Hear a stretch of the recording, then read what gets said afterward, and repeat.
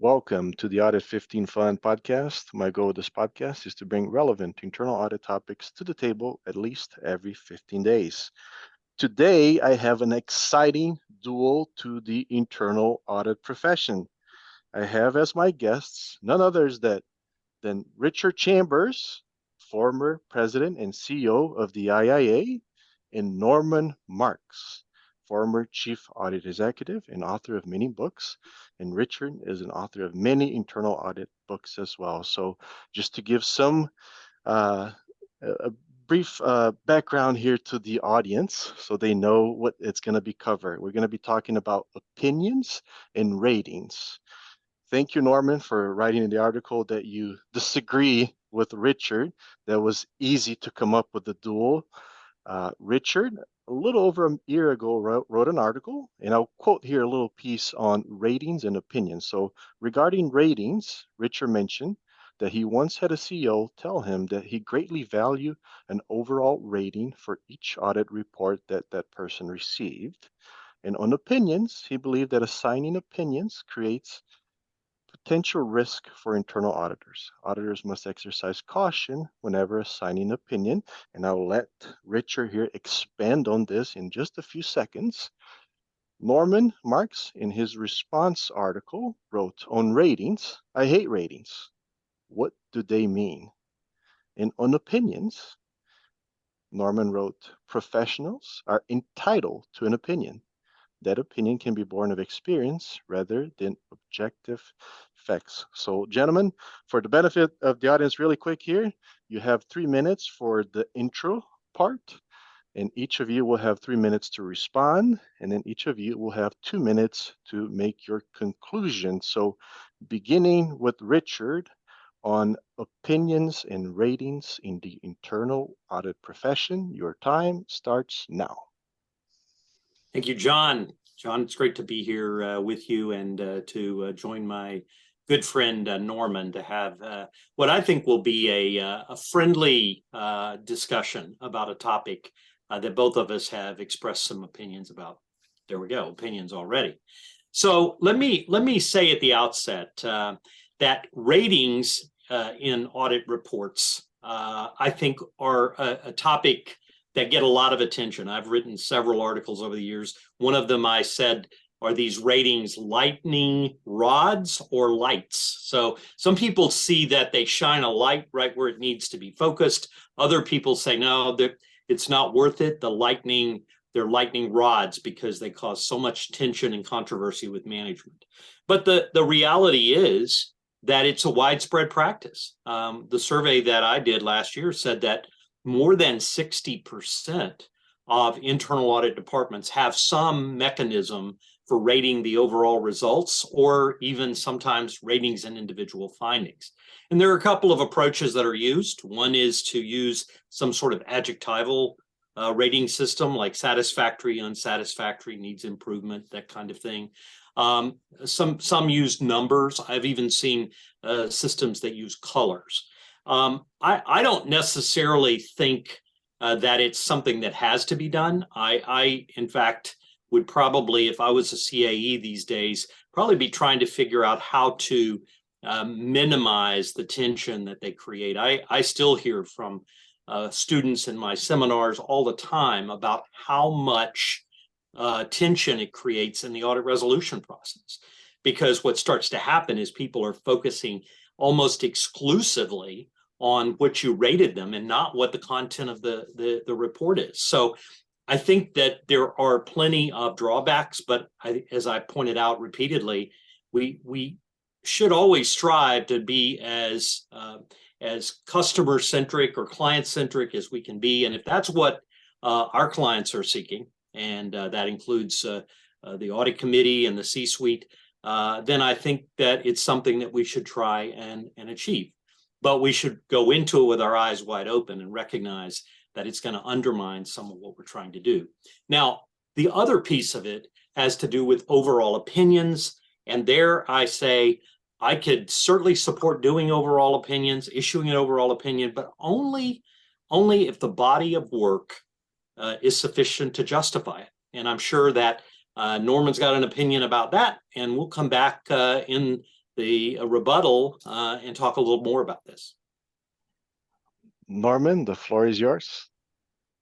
My goodness. Thank you, Richard. As always, a lot of truth in what you have to say, that opinions can be a lightning rod. They can create tension. But I look at it from the perspective of those of our customers, as you say, customer-centric. And what do they need in order to run the business effectively and to know that they can rely upon the organization and its processes, its people, its systems to function effectively and manage the risks to the objectives of the organization.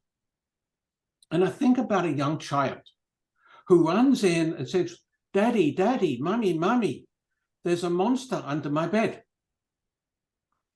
And you go over to his or her bedroom and you come back and you say, "Well, I had a look and I didn't see anything." And Richard, you talked about this, which is negative assurance. And a child doesn't want negative assurance. They want to know that there really is safe. It's safe to go to sleep in that room. They want some positive assurance. Now, certainly there's risk, as you put it so well in your article, that you may be wrong. And there may actually be a monster under the bed and you told your child it's safe and it wasn't. Well, there's risk even if you provide negative assurance that you've missed it. Just because you say, based upon the work that I performed, I didn't see anything, doesn't get you off the hook if there really is something there. So I think we need to understand what it is our customers need. And they need assurance, advice, and insight, as the mission and the definition and the core principles all say, on the effectiveness of the company's organization and its processes. And this is why I don't like traffic lights. Traffic lights or red, yellow, green, or even satisfactory, unsatisfactory, needs improvement doesn't tell me as a business manager whether I can actually rely upon the company's processes and systems to manage the risks. I just did a survey myself, a similar kind of audience to you, Richard, and about 9% don't provide an overall opinion on the adequacy of controls over the risks. 19% use traffic lights. 41% talked about the controls are effective. And just 23% do what I think should be done, which is to say that we are trying to audit and provide assurance that the risks to the enterprise are being managed. And that is the assessment, that is the opinion that we should be providing, the information that is valuable to our customers, whether it be in the C-suite and on are the risks being managed effectively. Richard, your response? Well, Norman, as always, I enjoy the analogies that you make there. And I think it's a perfect analogy for me to use to illustrate my point. If you wanted to provide assurance to that child that it's safe to be in that room, but you only went in and you looked under the bed, you didn't look in the closet, you didn't look behind the curtains, and you went back out and told the child it's safe to go in there, did you fully execute your responsibility in that case? I think here's the point I would make. As internal auditors, what distinguishes us from mere inspectors and others who try and provide people with feedback or insight, we have a set of professional standards. And those standards are very clear when it comes to what we need to do to offer an opinion.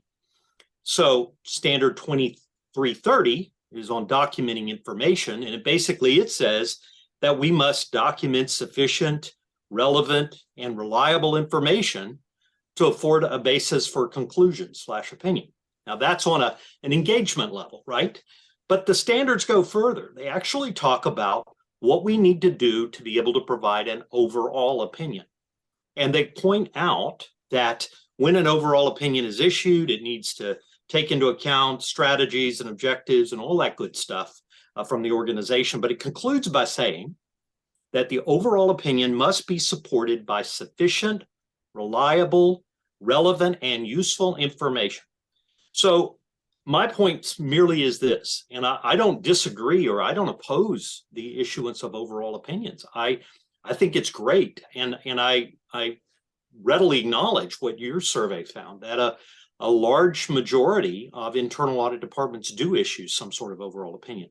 My concern is that that's often done without real concern about, did I do enough? Am I potentially going to provide some sort of false positive assurance here?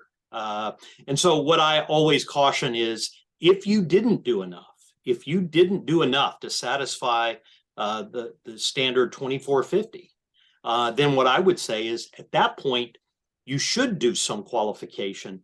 Otherwise, I think you potentially set yourself up to be proven wrong should there be something that happens that you felt like you had provided assurance wasn't the case. Norman, the fear is no sufficient evidence. I'm not going to disagree with what you said, or maybe I am a little bit. So 20 years ago, I was a member of the Professional Issues Committee, and we wrote a practice guide on how to issue opinions. And let's remember, this is just an opinion. There's a difference between an opinion and an evaluation in my mind. And we can say this is an opinion, just like any other professional, a doctor, or even a mechanic. We are giving the most value when we are able to provide that positive assurance. And the way in which, for the entirety of my professional career as a leader of internal audit departments, what I said is that we don't do the audit and then reach an opinion. What we do is we start with the objective of reaching an opinion. And we understand what it is we need to reach an opinion on. We're providing an assessment of whether the controls are adequately designed and operating effectively to manage the risk. That is our objective at the start, is to do enough work, the right work to do that. So going back to the child again, if you know that what at the end of the day, you need to provide that child with assurance that it's safe, you need to do more than just look under the bed. And you need to do that as part of your audit. When you design the scope of the audit, you do what is necessary to reach an opinion, and most important, you don't do more than what is necessary to reach the opinion. This is one of the things that causes too many internal audit engagements to blow out of control, because they're doing far too much work. They're auditing what doesn't matter instead of auditing what is necessary, what does matter to reach an opinion. So if you start with that objective in mind, then you will do enough work. But at the end of the day, what I've done many, many times is separate what I can, if you like, have proof for from what I believe, based on my experience and judgment, management needs to know. So there are things I'll put in the audit report, and there are things that I'll tell them in private and have a discussion. And this is one of the things that I've been talking about for a long time. The audit standards, the IIA standards, do not require an audit report in writing. They require that we communicate. And the best way to communicate is in person, where you can actually have a discussion. And that is the best way to communicate and have go backwards and forwards. You can avoid all that tension because you're actually having a discussion. You can agree upon the facts, you can discuss the implications, and if even most important, you can agree upon what needs to be done, if anything.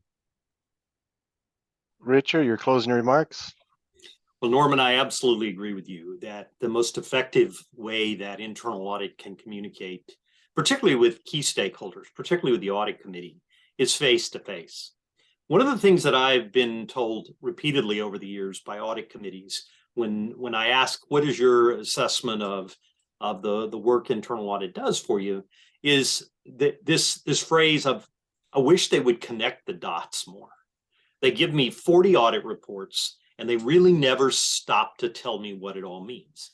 So there is no question in my mind that there's an imperative out there for us to be able to connect those dots, provide some comfort, some assurance about what it is that we've seen and what we've found. I just want us to be careful. I don't want us to put our reputations at risk. I want us to follow the standards and make sure that we have done enough work to be able to provide that assurance. So the standards are a minimum set of expectations. They don't limit what we should be doing.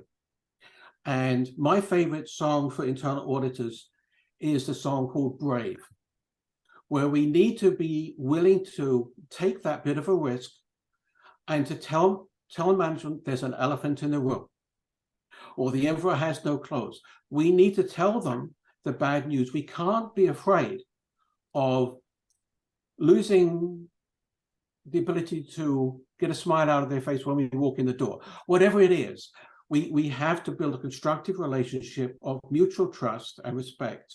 And we do that by sitting down with them and having a discussion, but not being afraid of telling them the truth, which is our opinion.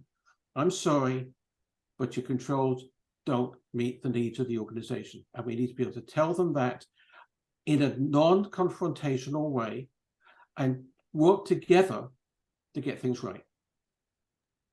Thank you, gentlemen, for joining the Audit Duel. It's been a pleasure and an honor to having you both. As I said in the first duel, I'll let the audience decide. But thank you so much for your valuable input to the internal audit profession. Thank you, Thank John. you for having us. Thank you, Richard.